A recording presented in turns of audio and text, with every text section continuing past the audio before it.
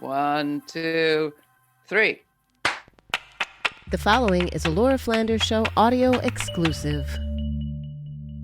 Budget cuts, racial bias, exhaustion, and kids being kids. Can you remember the last time when the challenges that inner city public school teachers face were the subject of a popular TV series? No, I can't either. But Abbott Elementary, which has just been renewed for a second season on ABC, does just that.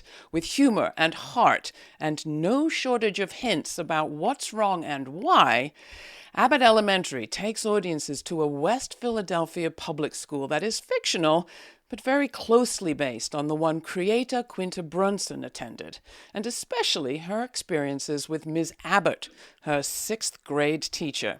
For this month's Meet The BIPOC Press episode, our colleagues, Mitra Kalita of Epicenter NYC and Sara Lomax-Reese of Philadelphia's own WURD, have pulled off a miracle. We have the real-life Miss Joyce Abbott and the accomplished actress and activist Sheryl Lee Ralph from the series In the House, right here. Ralph, who won a Tony nomination for her performance in the original production of Dreamgirls on Broadway, portrays Barbara Howard, a no-nonsense veteran teacher, in a sometimes testy relationship with newbie optimist Janine, played by Brunson herself. The show is a hit, and it comes at exactly a time when, in real life, precious educators like these two, especially teachers of color, are leaving the profession in droves. Can a TV show help stem the tide, shift the culture, change our nation and its spending priorities? To delve into all that and more, I am excited to pass the mic to Sara and Mitra of URL Media. Have fun, you two. This is going to be a great show. Thanks so much, Laura. It is so exciting to be here with these two amazing guests for our monthly Meet the BIPOC Press episode. We have the incomparable Sheryl Lee Ralph, who is the star of the hit TV show Abbott Elementary, and the namesake of Abbott Elementary, Miss Joyce Abbott, with us today. And so to kick off our conversation, I'd love to ask a question to both of you. I mean, there is such momentum, such excitement about Abbott Elementary. It's getting Emmy nominations and the buzz on social media is so high. What do you think accounts for so much excitement and momentum for this series? And I'll start with you, Sheryl Lee Ralph. I'd really have to say it is the vision of Quinta Brunson. Our young creator has her finger on the pulse of what is going on in the culture right now. She has assembled an incredible room of writers who are bringing all of their different experiences to these scripts, and they are just telling some beautiful truths that are sometimes uncomfortable, but then they put that humor on top of it. And there's something about that chemistry, that mix, that makes people want to see this show. They watch it, they talk about it, they stream it, they tweet it. It has been the most amazing response to a piece of art that I have been a part of, that I can remember. And it has just been so beautifully overwhelming, and I love it. Can I just ask Miss Abbott a question? Like, when did you find out that Abbott Elementary was going to be named for you, and how did that feel? Actually, my daughter followed Quinta very closely for a long time on social media as a comedian. And even a while before it was brought to the attention of everyone, she said, Quinta's on this show and this Abbott Elementary. I'm almost sure it has something to do with you. I really did not think anything twice about it, honestly. It definitely was confirmed one night when the newscaster, and they were talking about the Abbott Elementary shortly after the pilot. And they said, Ms. Abbott, if you were watching, Quinta would like to connect. And we did connect that night and we spoke. And I was like, oh my gosh. So it was confirmed then. And it was a lot of tears and just really humbly, I'm just humbly honored. So that's how I found out. It was so sweet too when Quinta was asked about it, because she said, I would really like to find this teacher. And we were all so surprised that she had already chosen to do that. not having been in touch with you. And the fact that the connection was made so quickly, that was really great. Social media. And answering the question, I definitely agree, with your response. But in reference to the show, there is nothing like it out there. It's just nothing like it. Also, the show, the creator, Quinta, she's a product of the Philadelphia public school system.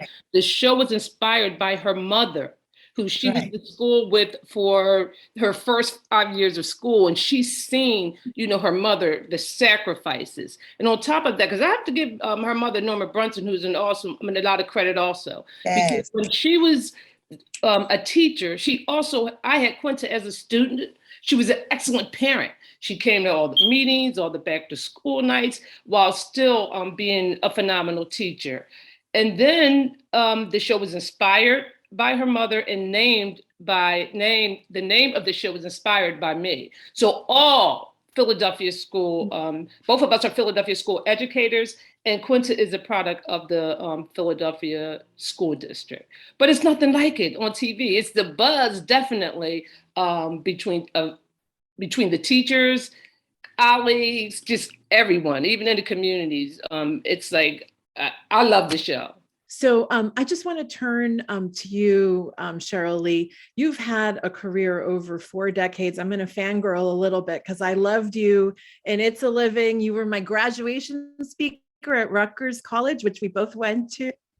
Yeah, in 1998, you were our speaker. I was so excited. And I guess I want to know what brought you to this role, right? What does it represent in such an illustrious career as you've had? When Quinta called me up and said, Miss Ralph, I have this great script. I'd love you to read it. I'd love you to meet the folks, the creative team around it, because you'd be perfect for it. And she explained it to me. It was about public school teachers. My role was based upon her mother. And there was just such a genuine quality about her desire for me to be a part of this show. I read it. I loved it. It was finally a series about education where the teachers were not the butt of the joke. And Laura introduced you as an activist. So I want to dive into that a little bit, because your character, Barbara Howard, you could say, she is a little bit jaded, at least when the series begins, by the education system. And so would you describe her as an activist? Oh, absolutely. Because she's the one, if you notice in the shooting of the show, she doesn't pay too much attention to those cameras. She doesn't think she doesn't think they belong there. She believes that people should have privacy, and they are losing it. And there's a moment where she says that whole monologue of, look, we are teachers. It's a calling. Either it's for you, it's not for you. We work 2, 3, 4 jobs all at one time. We're not just teachers, we're social workers. We're their parents. And sometimes we're the first parent, and she's that woman that will say out loud, I don't know who this principal is, but she is just another in a long line of those who have done absolutely nothing. And I love her for being fiercely on the side of her students and saying what needs to be said. In fact, if she retired, she'd probably just come back as an administrator or run for superintendent of the school district. You bring so much of that fire to the role. It's great to see. I think one of the reasons the show has so struck is because of the timing. We are still in the middle of a pandemic. I think some teachers might say we're not acting like it, but we still are in the middle of a pandemic. Ms. Abbott, can you talk a little bit about what the timing means to you? Have you been hearing from former colleagues about what it's like to teach through COVID-19, through what they've been through and seen over the last 2 years? Yes, it's definitely has been a transition, because for many of us, it was something that we have never done. Like going from in-person to 100% virtual within like a 2-week notice, and then transitioning back into hybrid. It was something that none of us had ever experienced. So it definitely was a challenge, but I've learned a lot, and we all learned a lot through the Google And then for Abbott Elementary, to surface, right? Well, we're still slowly coming out.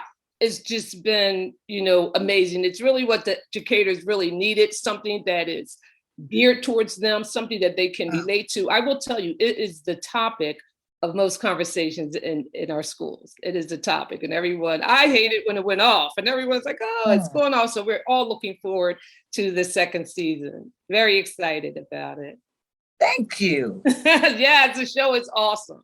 And the cast is awesome. I got to meet some of them when I went out to Celebrity Feud, and they are just awesome. Just awesome. She's part of our family. Yes. I'd really like to jump in and ask both of you, because obviously Abbott Elementary is set in Philadelphia, the Philadelphia public schools, and I think public education in most urban environments is deeply, deeply challenged with underfunding and literacy rates. I know in Philadelphia, I read a statistic that just 32% of Philadelphia third graders are reading at grade level. And so I'm curious, the Abbott Elementary is putting this, it's a humorous spotlight, but it's a very serious spotlight on public education. And I'm wondering if you have seen any changes in Philadelphia as a consequence of this series, which is again putting a spotlight on Philadelphia public schools. And I wanted to ask both you, Sheryl Lee, and you, Miss Abbott, about that.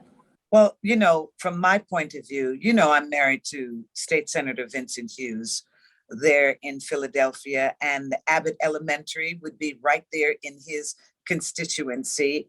And Vincent has been out loud about the need for the state as a whole to pay attention to the many underfunded public schools in the state of Pennsylvania, and especially in the city of Philadelphia. And why don't we just have the ambition to see that all of America's children receive a quality education? Because you see, when those children do not receive that quality education, you want to say what? They don't deserve it? Oh, let's just create a room in the prison system for them, because there is that note that says if they cannot read by the third grade, most of these young Black men will be headed towards prison. Why does it seem that we cannot choose a greater choice for all of us? Because when you educate all children, it is so much better for all of us living in the country, living in the communities. And one of those children, I trust you, has it in their brain to cure cancer.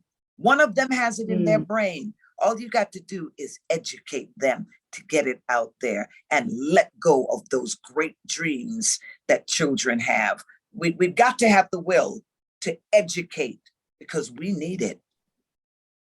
Yes, absolutely. And Vincent Hughes, Senator Vincent Hughes has been on WURD many times talking about the fair funding formulas that have to be put in place for public education, because it is very deeply skewed right now. But I want to turn to you, Miss Abbott, and see what your reaction, what kind of reactions you've seen or heard about the series Abbott Elementary and its impact on kind of policy and what's happening in Philadelphia public schools, since it is really looking very critically at the public school education system. Well, Abbott Elementary, first of all, it's a great representation of our community of educators. It's a great representation. The school itself, as we know, is based in the inner city. And as Sheryl said, our schools are really so underfunded. A lot of the challenges that are faced in our schools, they are shown in the Abbott Elementary, although it has a funny twist, but they deal with a lot of the situations that we deal with daily. Again, even with the third grade, that is very true. How many prisons we need from third grade.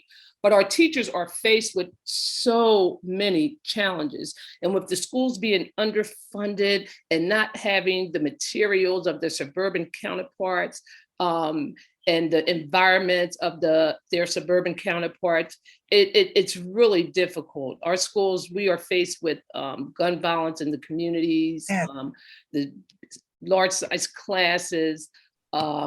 So Abbott Elementary, it's a great representation, as I said again, for the community of educators in Philadelphia and all across the United States, actually, really, for educators everywhere. For the most part, in Abbott Elementary, we get to have that humor at the end. The reality in a lot of these schools is they don't get that humor at the end. And I've discovered that there's so many people across the country who do not realize that there are schools, and so many of them, like Abbott Elementary in America, that are so severely underfunded. I think that's a really good point, because I'm in New York City, and this school feels like it easily could be most of New York City public schools. So I'm very grateful for that perspective. And the teachers do have a lot of challenges, from parental involvement, for unsafe communities. The teachers have a lot that they, are up against in order to to ensure that their child is successful, because you can't do it during the normal work days. It takes after school, before school, just to ensure that that child is successful. So that's why a lot of teachers are getting, burnt out, and we're having trouble retaining teachers, or a lot of teachers are coming out or finding other occupations, because it does require a lot. If you are going to do this work effectively and fully, it requires a lot. Yes. There is not a workplace in America right now that's not contending with generational issues among its workforce. And I think one of the strongest relationships with Barbara Howard and the character Janine, played by Quinta Brunson, is kind of Miss Howard's like seen it all, done it all. And there really isn't a right or wrong in that portrayal. Whereas I think for most of us who are of a certain age, of course, our perspective is the right one. So can you tell us a little bit about the lack of ageism in that as well, the approach that you're taking of there isn't necessarily one right side, it just is the way it is. How did that come about? Well, once again, that is Quinta, but I love the fact that we are truly an intergenerational show, not just in the series itself, but in the way people watch the show. The number of people that tell me all the time, finally, TV that I can watch with my kids, TV that I am not upset about what it is they're seeing or what it is they're hearing, and the fact that we can discuss it once it goes off the air. I love the fact that we have the dynamic of a younger woman and an older woman together, working out their understandings or misunderstandings. I especially love the new tech episode where Mrs. Howard was trying to figure out the tablet and thinking that she couldn't do it, until we all realized that it was the tablet that had problems, not so much her. But the fact that she also had to be open to learning something new. And sometimes in life, that can be very difficult. And I think more and more, if older people are willing to open themselves up to younger people, the better it will be. Because if the generation gap, and I've been hearing that since I was a kid, is getting broader and larger and harder to cross over, it is because the generations have not spoken to each other. It is because the generations have not interacted with each other. And life is changing very quickly. I mean, look at where we are now. We're Zooming, how quickly this technology has perfected itself. It's been what, maybe 3 years that Zoom has been around, and now there are other things like it. You've got to be really fast. You've got to want to catch up. But if you don't want to, you will be left behind. And I wanted to ask you as well, Miss Abbott, whether that dynamic exists in real life? Do you see, young teachers who are very optimistic and then decades later, end up really jaded and burnt out, or is the optimism something that endures? As I was listening to Sheryl Lee, she said a lot of things that are still very prevalent now. The old school teachers, even with the sternness, because I relate a lot to Sheryl Lee's character, with the sternness and willingness to adapt to new things, especially with technology. And the new teachers, with all the energy, just like Quinta, and all the great ideas, but they are getting burnt out a lot quicker now. They are getting burnt out a lot quicker now.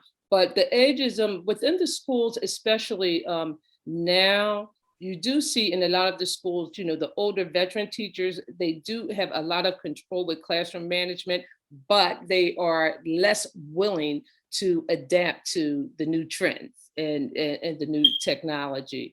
Where the younger teachers now, they do have a lot of energy, but as far as like the classroom discipline and handling like really students with disciplinary emotional problems, it's more of a challenge for them now today than when I started out.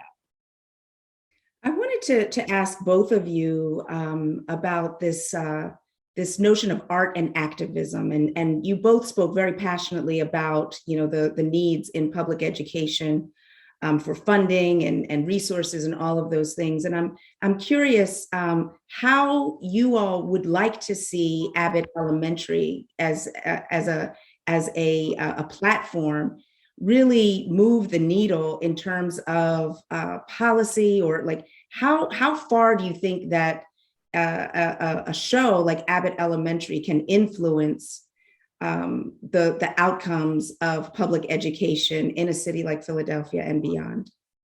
I feel the show is so impactful at this point, and I'm sure it's going to continue on this road. Anything that they address or try to bring awareness to will definitely be effective in any issue or anything. The awareness, the impact of the show will bring awareness to any type of topic or any issue, because the show is so impactful. Sheryl Lee? I think she's absolutely right. I don't know in which direction the show will be headed, in the second season, but I can tell you, I am already seeing the impact of the show on people. The number of teachers that I hear from on the regular has been amazing. The number, oh my goodness, when we had the cheerleaders in the hijabs, I mean, the number of students that were like, yes, that's me. The fact that we had the gay character there with his partner, and they were just a part of it's just, people feel like I see me. And when you talk about age and ageism, that the different generations are represented, people are watching 21 minutes of this show, and so many of them are feeling seen. And it's a wonderful thing. This incredible body of work, this incredible career. What's next for you? Well, so much more. It's an amazing thing having the support of the ABC network and the Disney umbrella. We shoot at Warner Brothers. So having those powerhouses behind us and the show, it's like, wow, everything is possible. I've been approached by writing a book. I've been approached by developing a skincare line. I've been approached by developing a shoe line for teachers, because the teachers love the shoes that I wear on the show. They say it makes so much sense that we're actually paying attention to what a teacher might actually dress and wear in the school. So there's been so much, the development of future television shows. It's been a wonderful time of great opportunities. And I'm really looking forward to seeing more great things come to the cast as a whole, because together we just are making such great changes for people. And I appreciate it so much. So Miss Abbott, what's next for you? You've been on the Jimmy Kimmel show. You've gotten a lot of I guess, new opportunities. And so, how is this shaping your life? And what kind of plans do you have for the future? Well, I have a lot of speaking engagements. I'm looking forward to connecting with a lot of different community of educators. I will be speaking, traveling the country. I'm going to Jamaica for a Schools Out conference. I'll be the keynote speaker at the Black Educators National Conference in Pittsburgh. I will be doing my vacation Jimmy Kimmel gave me, just connecting with communities of educators in different realms. And supporting, even though I will be retiring this year, I do plan on being a supportive force for the school district and for our students in the city of Philadelphia, definitely. Sheryl Lee, we've talked a lot on this show, Meet the BIPOC Press, about this framing around critical race theory. And I just feel like we can't talk about education in America this year, this midterm election year, without asking, will this be a theme on season 2?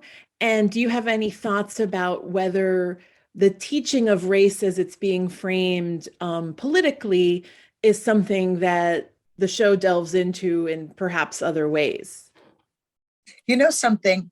I really can't speak to all of that. You'd really have to ask Quinta about where she's going to take the show further on those subjects.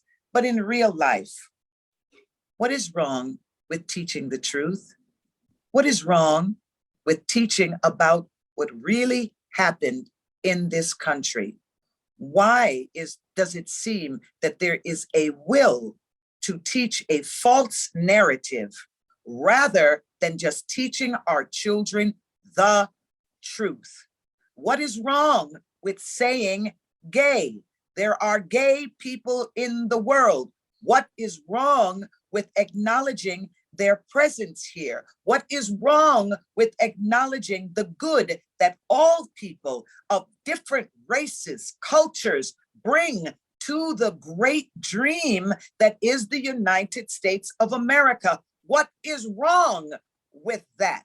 There is something going on in the psyche of America when we would rather hold on to lies, when we would rather preach injustice, when we would rather tell our children a skewed view of the world just because we don't like the reality of what is going on right now.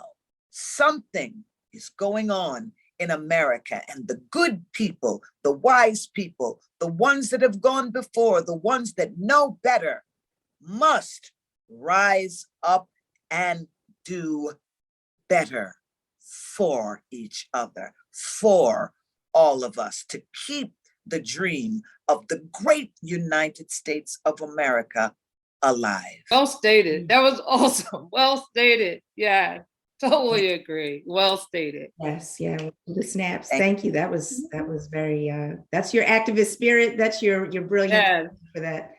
So, Ms. Abbott, can you respond to this question about CRT? Because I know that in the Philadelphia public schools, there has been a mandate for teaching African-American history for many years. And I'm curious, in your experience as a Philadelphia public school teacher, how was African-American history taught? And what is your take on this real pushback against teaching Black history and true American history framed around this critical race theory debate? Really, African-American history during my time in the classroom, I taught history for a while. That was not included.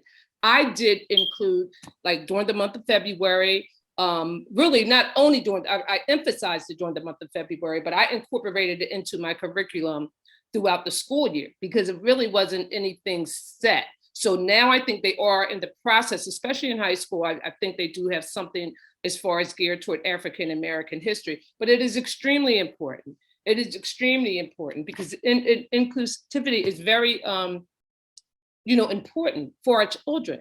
I think they do need to know their history, their background, because when I would incorporate it, so many of the students, they just really did not know a lot about their backgrounds, about, their ancestors. And I just think it is extremely important because we have a rich heritage. So I did incorporate that, but it was not incorporated a lot. Again, I'm toward the end of my career. I'm retiring this year. So I do think it is being incorporated into the curriculum more. But as far as importance, I think it is extremely important. It's extremely important. I think that one of the things that we've seen in the COVID pandemic is just how critical teachers are, and all of the gaps that they're filling that they don't necessarily get credit for. And so I'm curious if you could talk about like what you think the future, because there's charter schools, there's online education, there's public schools, and it seems like there's no right formula right now that's going to guarantee that low income kids of color in particular are going to be fully equipped to maximize the opportunities that new jobs and everything are going to require. So do you have any thoughts on kind of the trends in education and what we might be able to expect? We do have a lot of parents transferring their students out of the public to charter, but our charters, because I have a lot of colleagues and friends that teach at charters, they're experiencing just as many challenges, as the public school. But I'm a firm believer that a parent should not have to pay for a private education to get a good quality of education for their child. And that's what it's coming to, because the teachers, even though, they get the school training, the college training, I don't think anything can prepare for when you go into the classroom for the things that you are faced with, that you are charged with, the different type of behaviors, and even coming off of, still in the pandemic, all the trauma with the civil unrest. It's just a lot. And you really have to be willing to invest a lot of time and a lot of energy. And sometimes it's very difficult, for young teachers, especially starting out families. I know some that have to go home to young kids and they're just exhausted. I would love to see our schools as a whole do a lot better. How can that happen? I just really think that we really need people that can really go into these schools and really understand these students, understand the population, understand the home life. Because if you really have no idea of what their home life may be like, or the communities that they come from, you may not understand the different challenges that they face, and you may not understand why they are behaving a certain way when they come into the school, or why they not have their homework if you have no understanding of their home life or what they have been through. Because it takes a lot, because a lot of them come to school after hearing gunfire all night, maybe not having anything to eat, maybe not having the best thing to wear, and then why don't you have this, or feeding them with negativity, when a lot of negativity is what they hear in their communities, sometimes at home. Just learning the different ways to properly, address them and deal with the amount of trauma that the students are going through in order to be successful.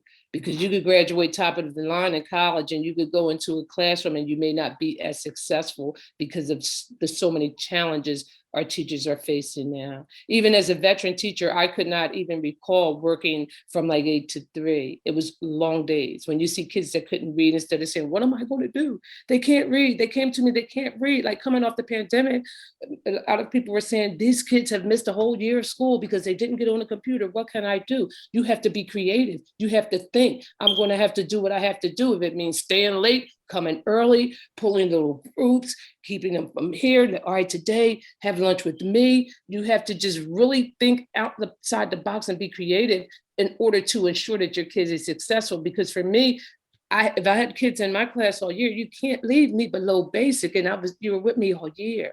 And that's what's happening. So many of our kids are moving forward to the next grade and they're below basic or they can't hardly read. And then we wonder why the crime is the way it is out here, because they can't hardly read. They want money. I'm not making excuses for them, because it's not an excuse to commit any crime. But we have to, just education is the key. And I always drilled that in. Education is the key. So as an educator placed in their life, you have to be very creative, as I said, and be willing to go above and beyond. I could be kids at libraries or whatever you have to do to make sure you can read and you can write at least.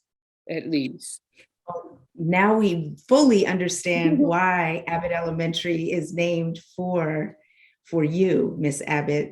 Your commitment and your tenacity and all of that is so clear. And we want to really thank you and Sheryl Lee Ralph for being with us today for this edition of Meet the BIPOC Press. Thanks so much. Thank you all. This is great. And it was good seeing Sheryl Lee Ralph again. And thanks, to Quinta. She was a phenomenal, and I must say, she was a phenomenal student when she was in my class. When she came to my class, she was really shy, but she just came out of that shell. But she was an awesome student. Awesome. Thank you. It was good seeing you. Thank you all. Sheryl Lee, it's great to see you.